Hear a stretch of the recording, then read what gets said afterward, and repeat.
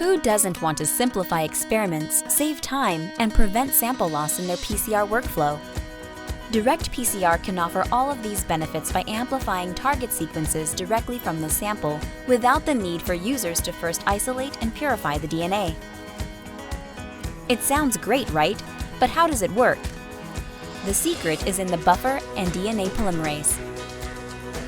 DirectPCR buffer is designed to help lyse cells and release the DNA from the sample.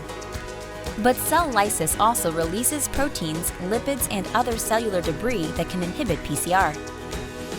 So DirectPCR employs a DNA polymerase with high affinity to the template DNA for increased tolerance to these inhibitors and continuous amplification in suboptimal conditions.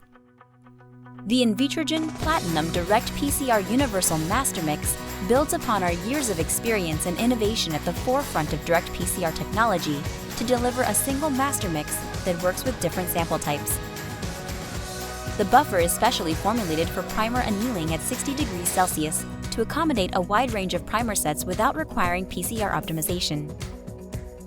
The master mix comes as a kit that includes an enhancer to help amplify GC-rich targets.